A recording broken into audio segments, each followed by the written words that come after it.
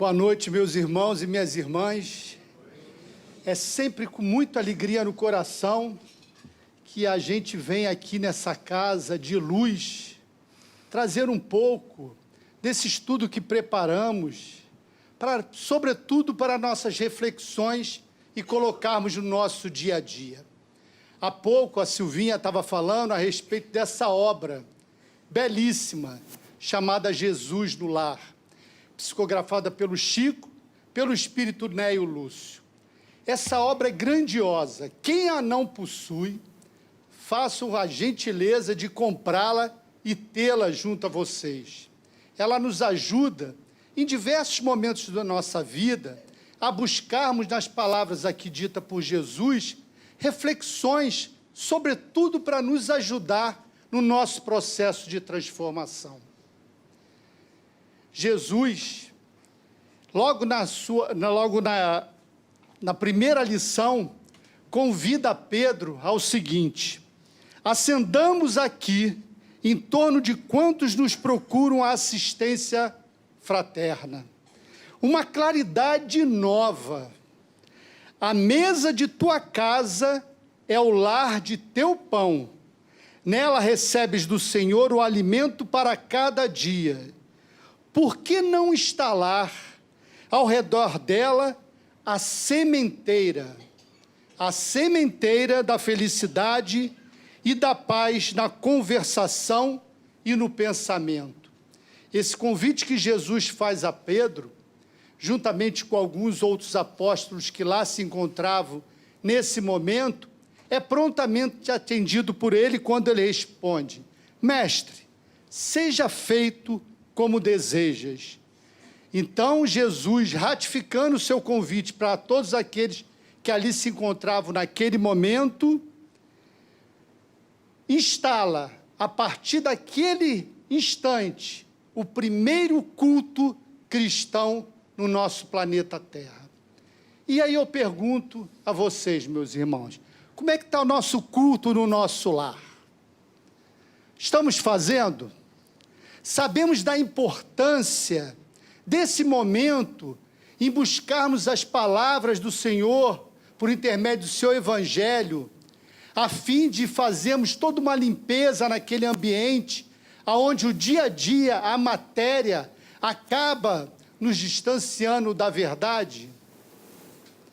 E por falar em verdade, a lição que nos cabe hoje a trazer aqui, que estudamos, é o capítulo 25, que tem como título A Visita da Verdade. E inicia assim o texto desse capítulo. Certa feita, disse o mestre que só a verdade fará livre o homem. Só a verdade fará livre o homem.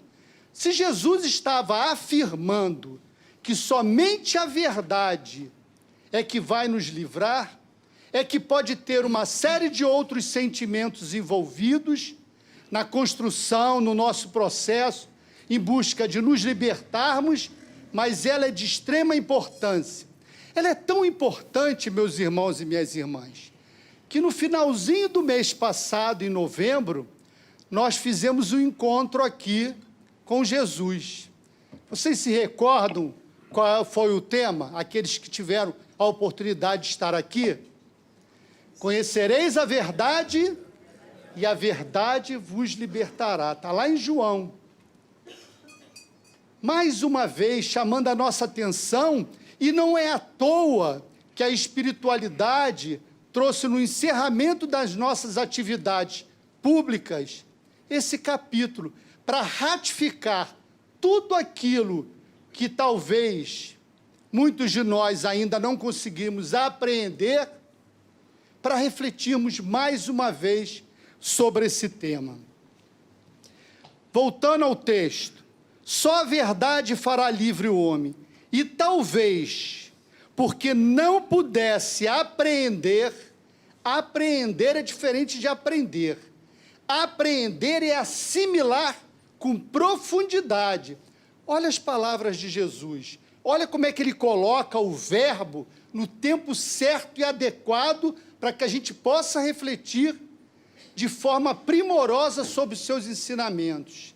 Repetindo, e talvez porque lhe não pudesse apreender de imediato por quê? Porque nós vamos ter a oportunidade, no nosso processo, na construção desse nosso grande caminho, da nossa enorme vida, oportunidades magníficas para que a gente possa aprender.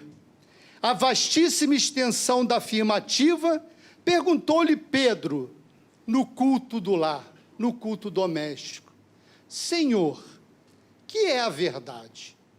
Que é a verdade, meus irmãos? Será que todos nós já sabemos?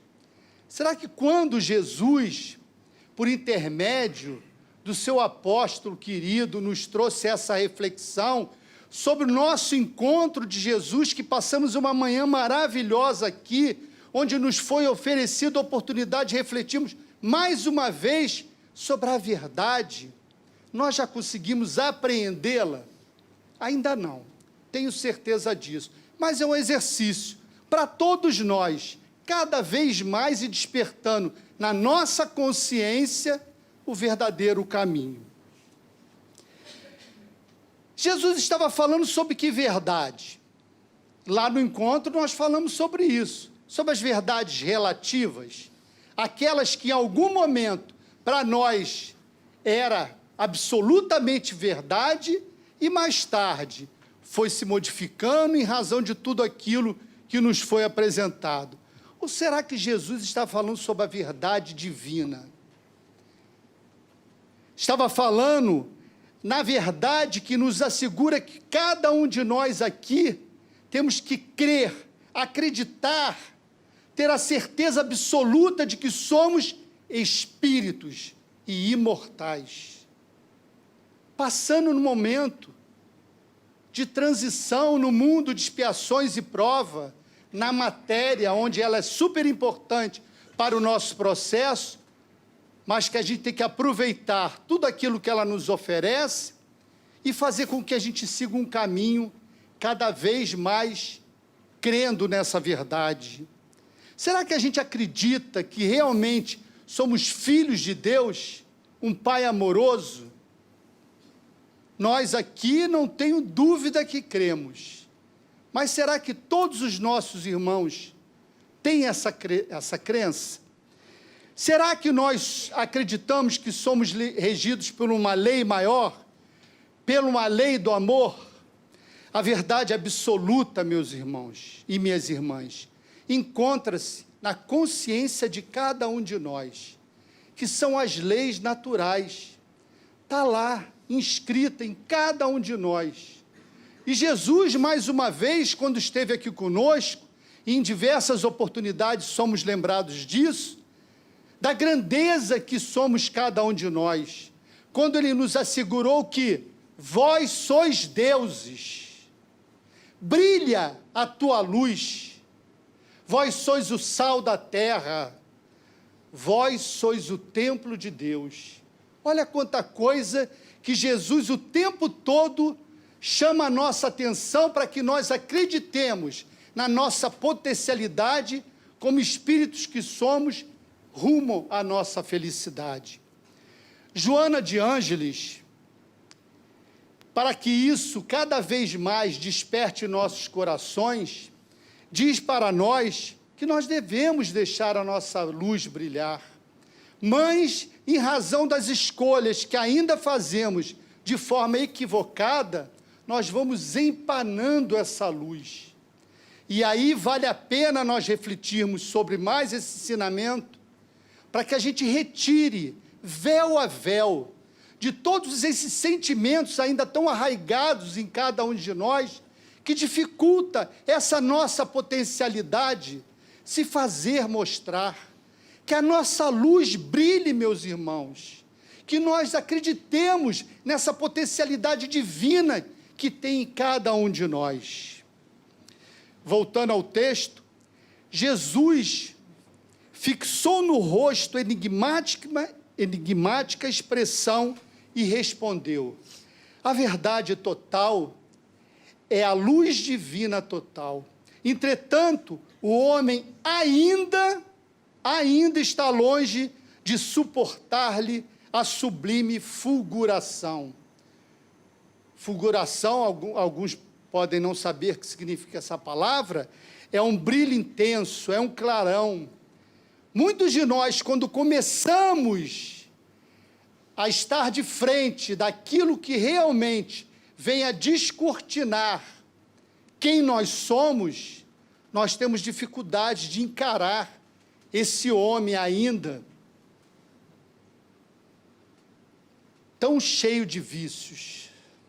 Esse homem ainda que sequer quer ter essa oportunidade de se enxergar em razão de querer passar somente pela porta larga, quando nos diz que ela é a da perdição e que devemos procurar cada vez mais procurar a porta estreita, porque ela é a da salvação. Reparando, porém, que o pescador continuava faminto de esclarecimentos novos, o amigo celeste meditou alguns minutos e contou uma história. Jesus, nosso grande mestre, único título que ele aceitou e aceita, ele adorava contar histórias, adorava contar parábolas e histórias que facilitam muito o nosso entendimento e compreensão de tudo aquilo que ele quer chamar a nossa atenção, a fim de irmos ao encontro dessa verdade. Emmanuel, no livro Consolador, nos diz que as parábolas são como sementes divinas, que desabrocharão mais tarde em árvores de misericórdia e de sabedoria para a humanidade. Então, Jesus começa a contar mais uma história.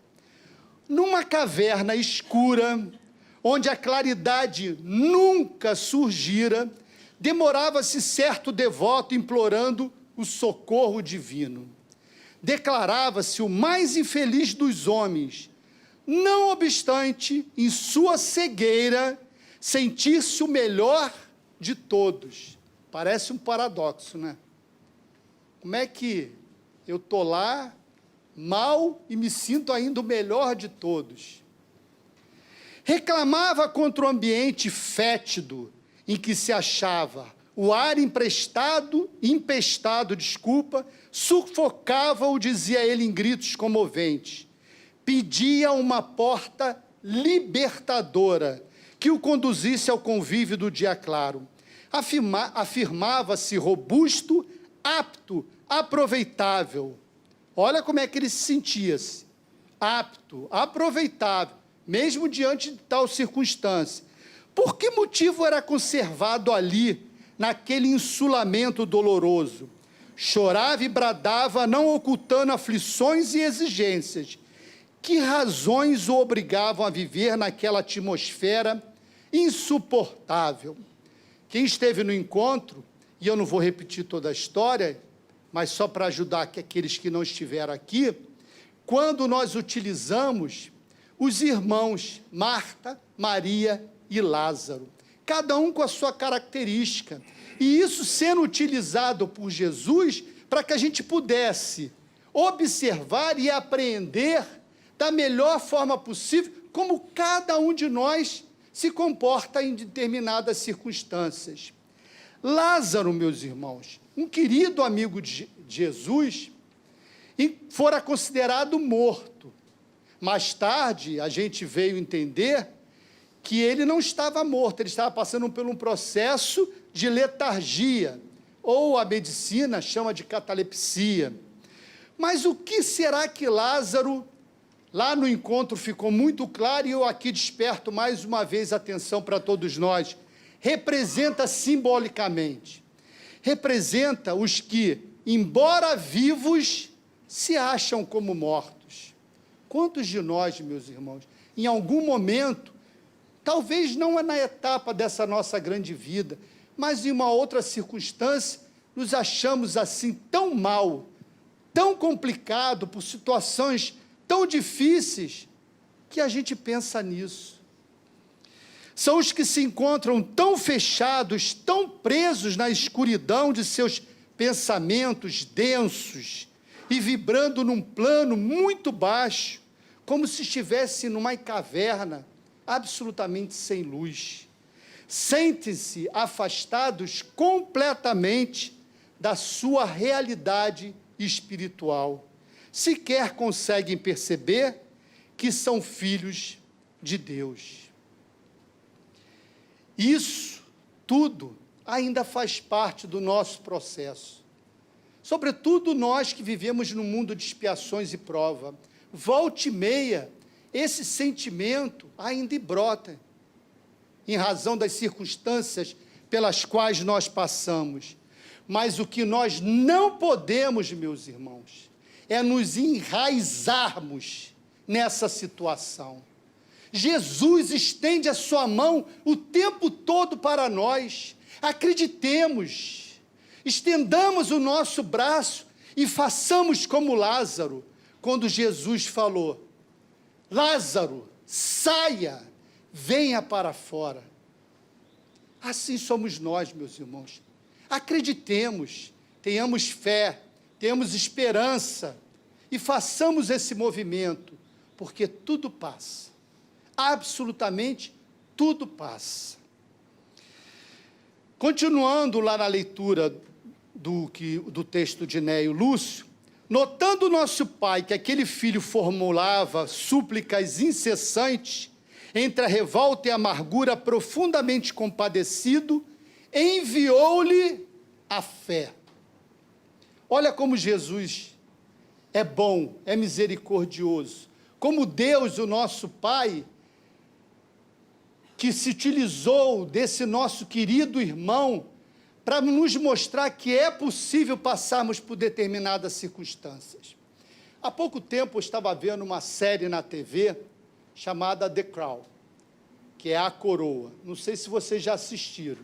É excelente, muito bem produzido. E retrata a história da família real britânica, sob o comando da princesa Elizabeth II.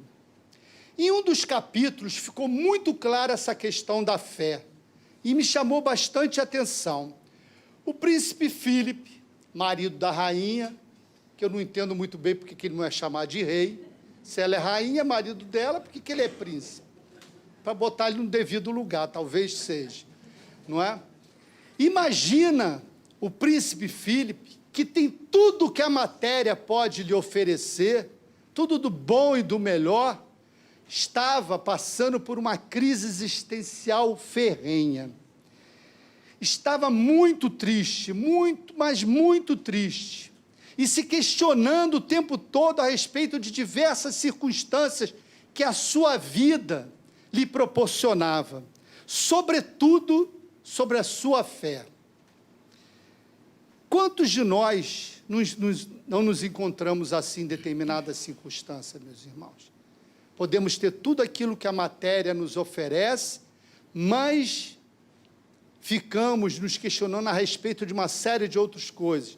Por quê? Porque será que estamos em busca da verdade relativa ou da verdade absoluta?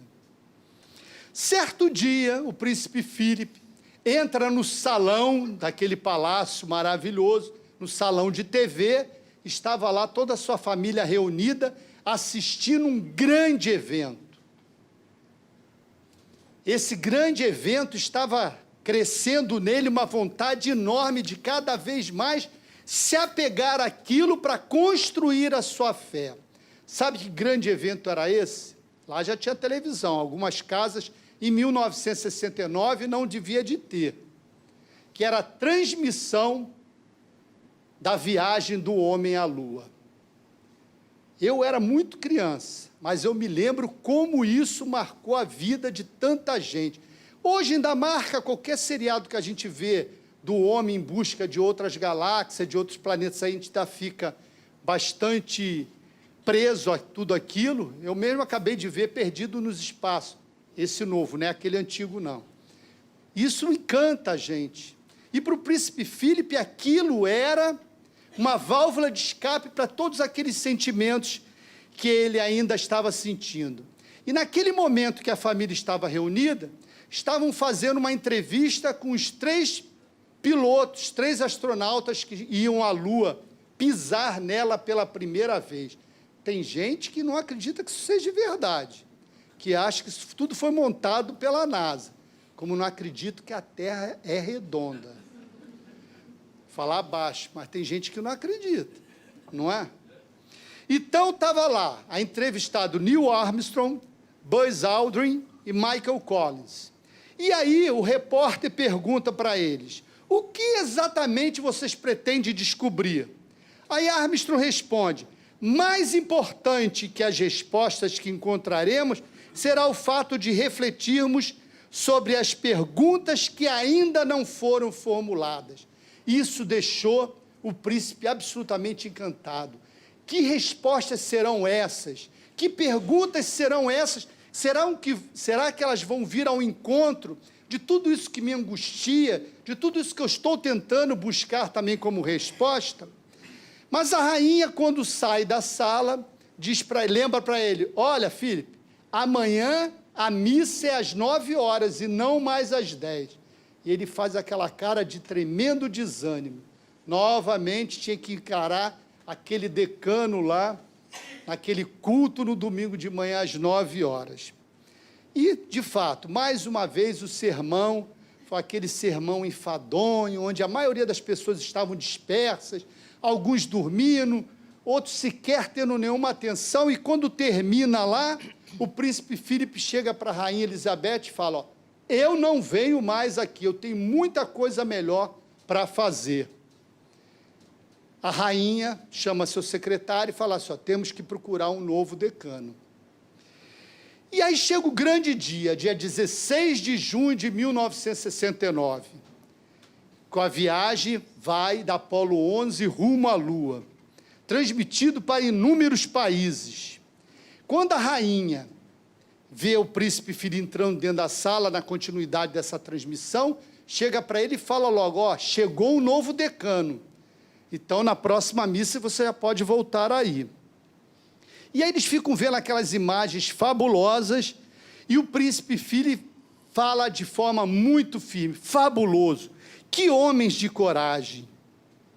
E todos ali foram dormir, alguns estavam dispersos, o único que continuava preso, a sua atenção à TV, era o príncipe Filipe. Ele tinha certeza absoluta que ele ia encontrar respostas para as suas perguntas. No dia seguinte, o seu secretário do príncipe Filipe chama para ele e passa toda a sua agenda. Mais uma vez, aquela agenda que ele não tinha muita vontade de fazer, mas eram os compromissos e ele tinha que fazer. Inauguração de chave fábrica de parafusos, não sei o quê, e ele tinha que cumprir essa agenda. Mas depois que o secretário passa a sua agenda para os próximos dias, ele diz que o novo decano se encontrava ali fora e queria falar com ele. E aí o decano entra, se apresenta e pede para ele um espaço que tinha próximo à igreja, chamada St. George House, para que ele utilizasse aquele ambiente ali para aproveitar e fazer diversas reflexões, sobretudo junto a todos aqueles que estariam com necessidade de buscar respostas. Ele fica assim, mas concede esse momento.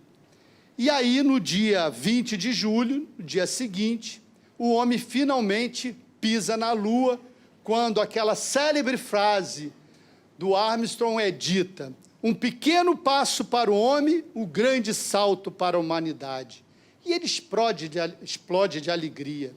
Ele fica super emocionado, inclusive lágrimas rolam pelo seu rosto. No domingo seguinte, o príncipe vai com a rainha à missa e o padre fala uma série de coisas que vai despertando, de alguma forma, mais interesses nele. E depois o Udes, que era o nome do novo decano, convida para que ele fosse nessa reunião. E lá ele encontra diversas outras pessoas sentadas no círculo, e o padre começa a falar, pede para que um deles se manifeste. E um deles diz assim, olha, eu atribuo a minha vida nota 3, porque tudo aquilo que eu esperava encontrar quando estivesse mais maduro, eu não estou conseguindo resposta. Estão vendo como é que é difícil a gente encontrar respostas para nossas vidas? E a gente fica sempre procurando em algo externo a nós. Vamos lá, continuando. Filipe concordou, mas o decano questionou o seguinte: onde será que estamos buscando satisfazer as nossas necessidades espirituais? Fortalecer a nossa fé. E aí, o príncipe Filipe pega a palavra e fala imediatamente, na lua. Lá na lua é que a gente vai encontrar todas essas respostas.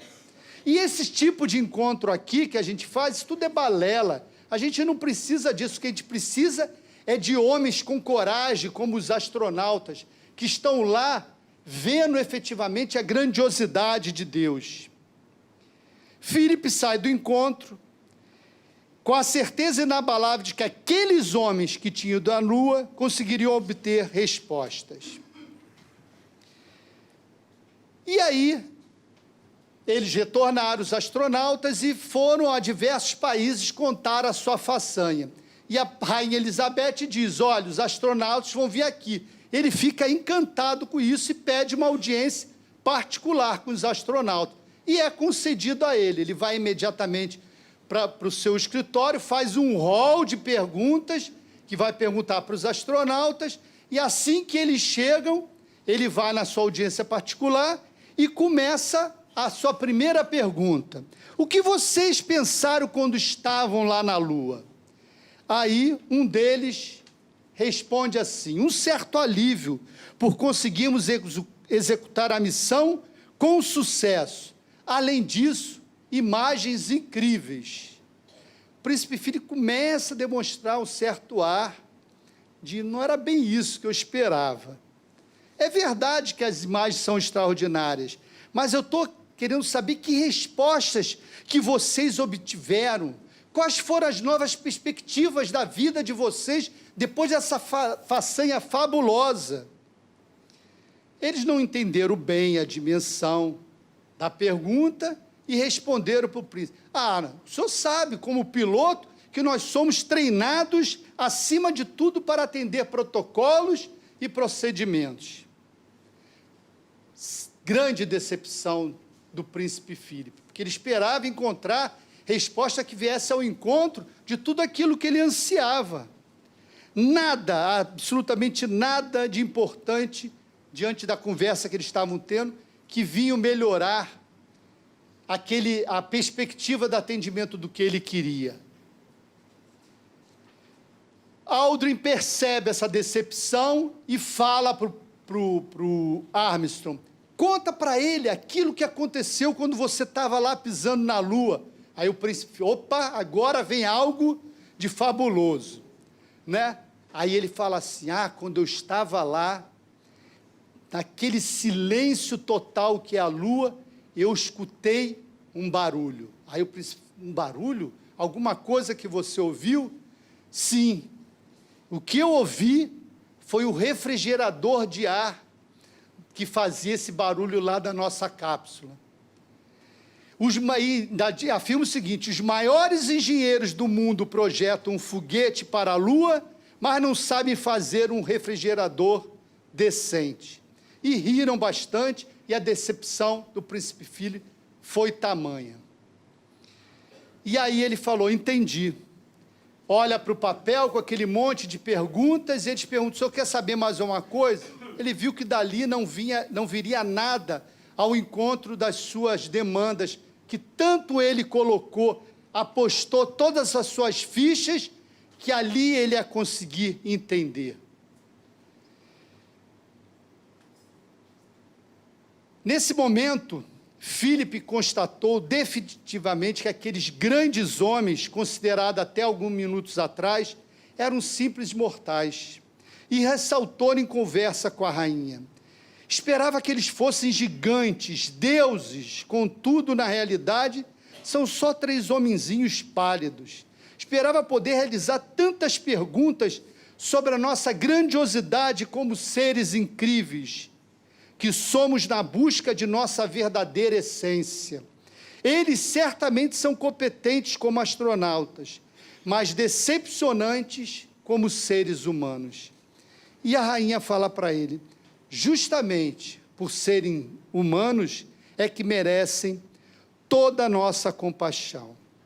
Meus irmãos e minhas irmãs, será que construímos a nossa fé colocando nas experiências de terceiro a melhor forma de fazê-la?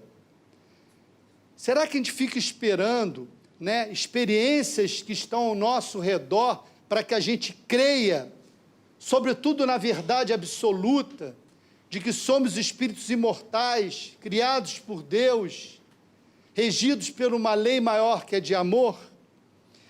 O príncipe Filipe, após passar por toda aquela experiência, refletiu bastante sobre sua vida, sobre o valor que ele atribuía às questões espirituais e materiais, e resolveu voltar ao grupo do decano Udes e prestou um grande e longo depoimento, super emocionado. E ele inicia assim: não sei afirmar quando começou o meu vazio existencial. Isso é tão sutil, meus irmãos, em cada um de nós, que sequer às vezes a gente consegue perceber. A gente deve ficar bastante atento a todas essas luzes que se acendem na nossa vida. E que essa coisa foi gradual. Ficou muito claro que o fascínio quase invejoso dos feitos daqueles jovens astronautas e das respostas que poderiam obter, me deixou extremamente compulsivo e excessivo na busca dos meus questionamentos. E depois de analisar todos esses sintomas, eu estou no meio de uma profunda crise.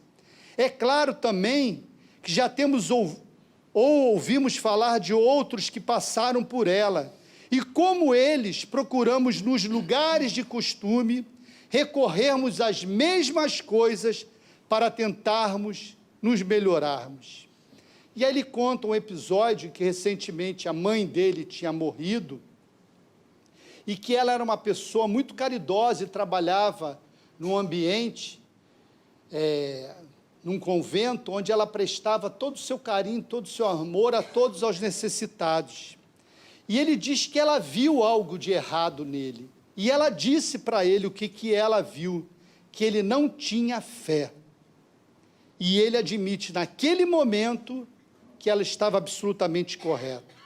E que sem a fé, o que existe em todos nós é um grande vazio, um vazio absoluto.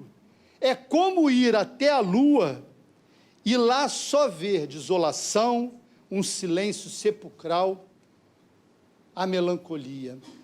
Assim é a falta de fé, disse o príncipe Filipe. Ao contrário, quando temos fé, podemos encontrar na lua o encantamento, o êxtase, o milagre da criação divina, o plano e o propósito de Deus para cada um de nós.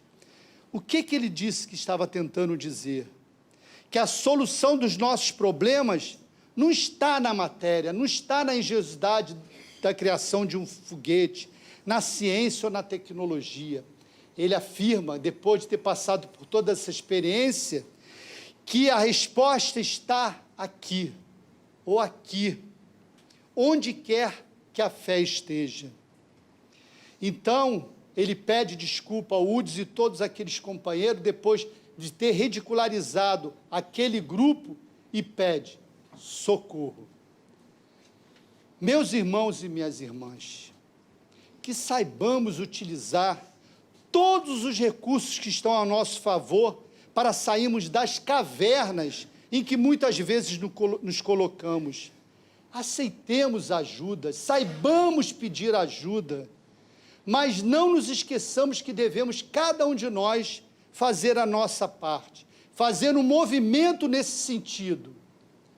Nós é que temos que sair da escuridão da caverna, porque Jesus sempre estará à nossa disposição.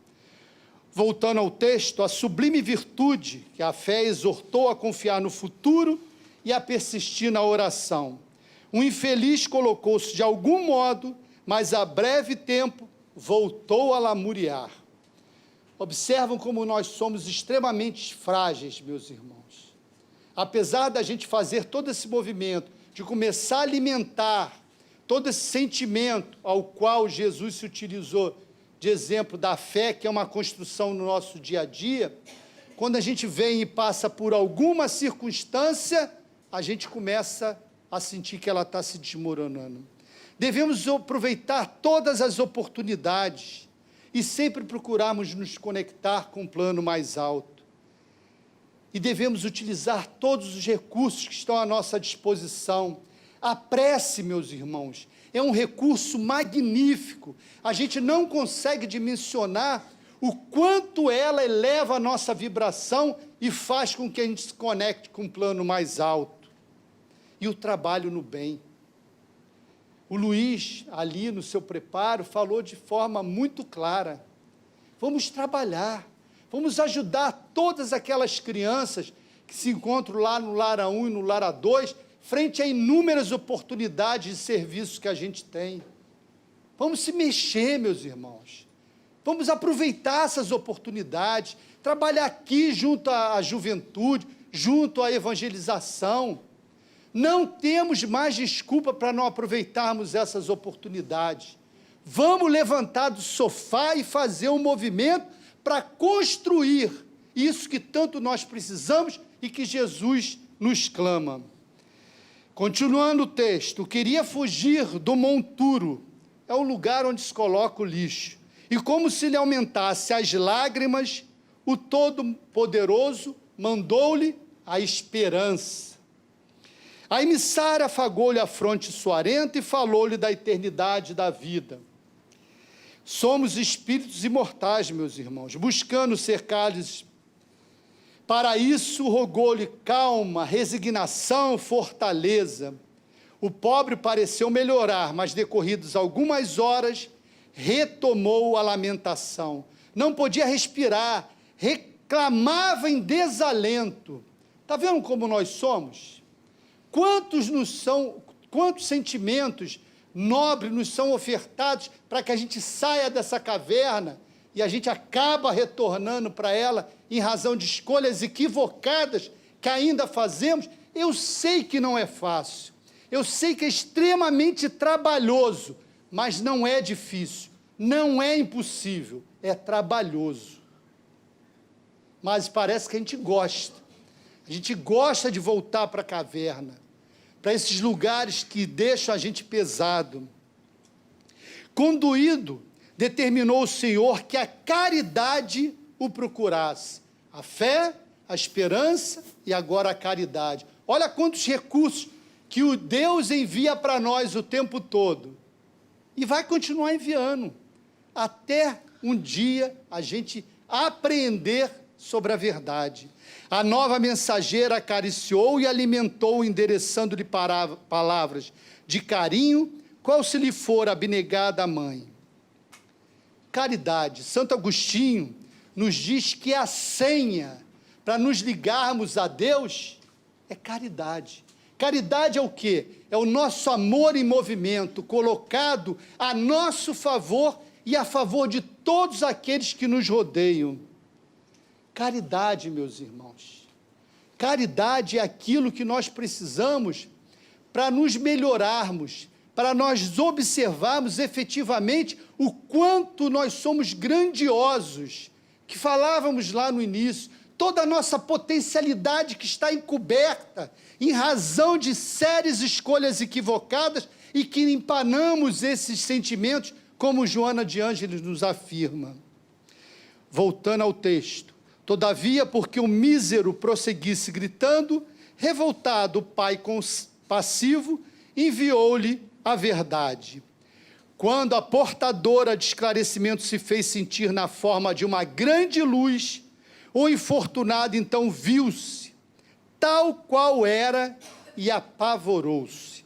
Seu corpo era um conjunto monstruoso de chagas pustulentas da cabeça aos pés, e agora percebia espantado que ele mesmo era o autor da atmosfera intolerável que vivia.